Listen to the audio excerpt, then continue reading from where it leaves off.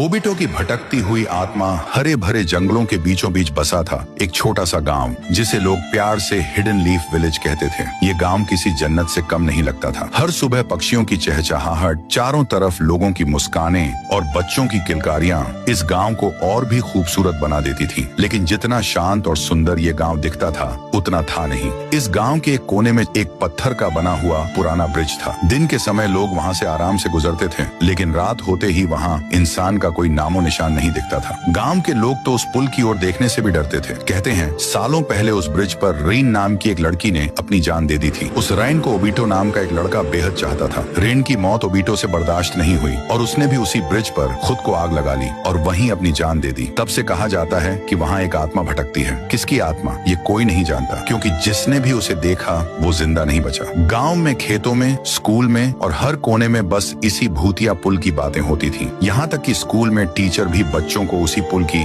डरावनी कहानियां सुनाते थे। ये कहानियां सुनकर स्कूल के लगभग सारे बच्चों की फट के 64 हो जाती थी। लेकिन 2 बच्चे थे जो इन बातों को बस कहानियां मानते थे। उनके नाम थे नारुतो और राइस्टार। राइस्टार और नारुतो गांव के सबसे बहादुर लड़के माने जाते थे। दोनों हर वक्त साथ रहते थे और जमकर मस्ती करते। लेकिन एक दिन यही मस्ती उनकी मौत की वजह बन जाएगी, किसी ने सोचा भी नहीं था। हर दिन की तरह राइस्टार और उसके कुछ दोस्त स्कूल में खाली समय में छुपन छुपाई खेल रहे थे। लेकिन इस खेल में एक ट्विस्ट था। जो 2 लोग पहले पकड़े जाएंगे, उन्हें एक चैलेंज करना होगा। खेल शुरू हुआ। नारुतो और बाकी सब इधर उधर छिप गए। राइस्टार ने सबको ढूंढना शुरू किया। सबसे पहले उसे उसका दोस्त सस्के दिखा। उसने उसे पकड़ लिया। फिर थोड़ी देर में एक बॉक्स के पीछे छिपा नारुतो भी मिल गया। अब दोनों पकड़े जा चुके थे और अब बारी थी चैलेंज की। ज्ञान भाई, जो अब तक नहीं पकड़ा गया था, उन्हें चैलेंज देने वाला था। राइस्टार ने ज्ञान भाई से पूछा, बता क्या चैलेंज है इन दोनों के लिए। ज्ञान भाई मुस्कुराया और जो कहा उसे सुनकर सबकी फट गई।